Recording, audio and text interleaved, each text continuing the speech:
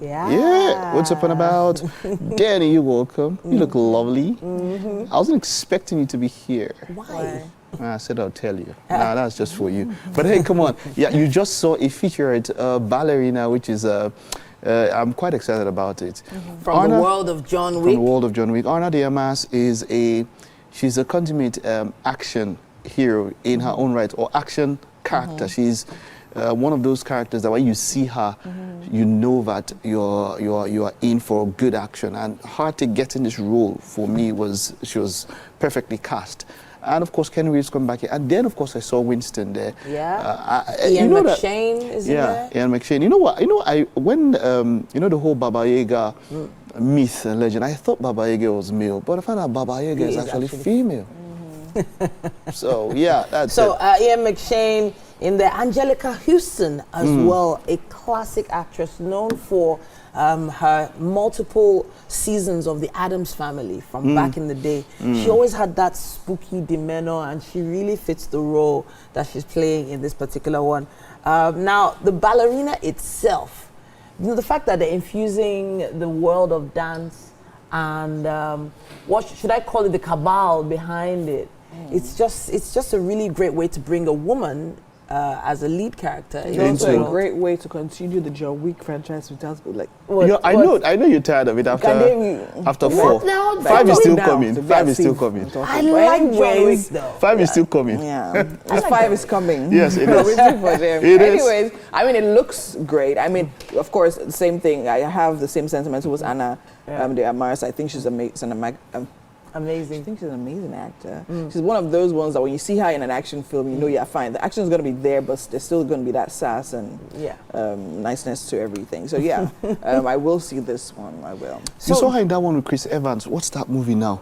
It does not come into my head now. Where Chris Evans was, she was a double. She was an agent or something. Yeah, I'll get to that. I'll get the name. But yeah. But it's violent. It's gritty. It's anger. There's just a lot of energy in this movie. If you want energy from beginning to end, that's what you look for in a John Wick movie, and I feel like we're gonna get it. Definitely, that's what we look for in a John Wick movie, like you said, and we're looking for that one. Yeah, the movie is Ghosted. Ghosted. Yes, that's it. Oh, okay. Ghosted. She was also in The Grey Man. She is an action character. We love her. All right. Up next, we have Demon Slayer, I think. Yeah, Demon Slayer, Kimetsu no Yaiba. Now, this is about one of the top 5 anime in the world.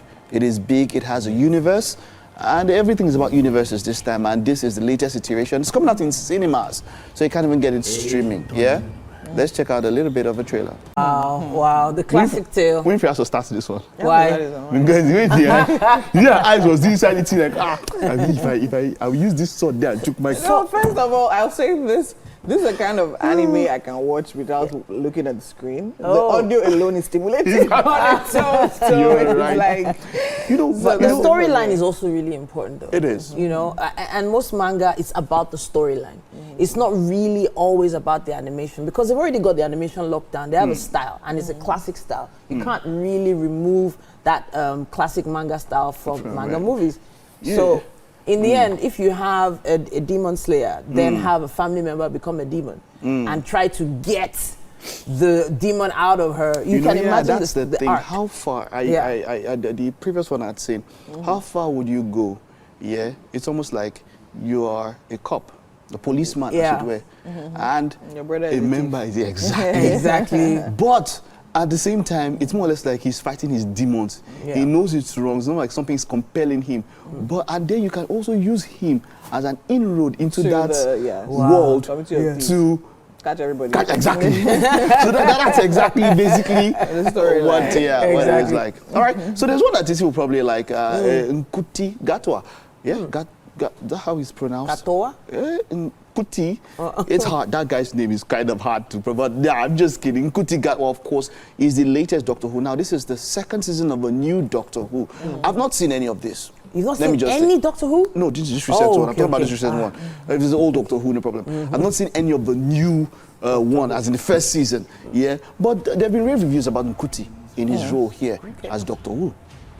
So growing up here, Doctor Who had the spooky. I remember the soundtrack or when you're starting Doctor Who.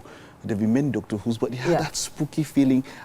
For me, then back then it was thriller and horror, but actually it's sci-fi. It's sci-fi, mystery, mystic sci-fi. Yeah, exactly. Yeah, mystic sci-fi. But then Doctor Who had this.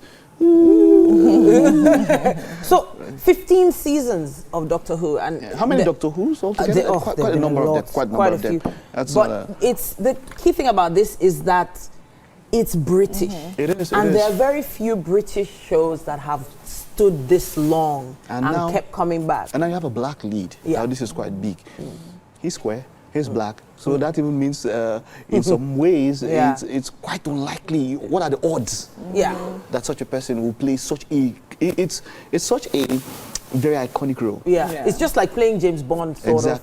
Exactly. But to every generation has now met a new Doctor Who, and been pulled into that world. But some people feel that sci-fi has met up with the Doctor Who that we started with when we were kids. It's just like when cell phones were so mysterious, but now we have cell phones, so it's no longer mysterious. So the season has to keep evolving. That's just true. The same way the characters and their peculiarities are literally evolving as well to include. I mean, everyone as we go by. All right. So okay. I knew the two were very excited about this one, so it was hard to rein her in. But hey, let's check out this one. This one is going to be quite very interesting. Why? For a number of reasons. Let's look at the Electric State. Okay. Let me just a little bit of the cast. There's Brian Cox in this one. There's Michelle Yeoh, there's Giancarlo Esposito. You have Anthony Mackie, you have Stanley Tucci, you have Chris Pratt, you have Ki Hui Kwan, and then of course you have Millie Bobby Brown. I just want to mention Millie Bobby Brown. She put up a statement there. You know, she has been there from Stranger Things. They've seen this girl, she has grown in the public light, and she has been body shamed recently. You don't expect her to look the way she looked. And this lady is beautiful. She had to come out. She had to come out and stand up to the body shaming this thing. And I'm like, how can you be body shaming such a person? You know? But But that's a stellar cast right there. It is stellar cast. Stellar cast. And when you see that kind of ensemble together, you know it's going to be a good watch. And hopefully we've given you some insight into what you could be looking out for this weekend. Yeah. Electric State. Winfrey, will you say it? What do you know? Really? Don't mind that. I think you will. You girls say it. All right. We'll be back after this time out.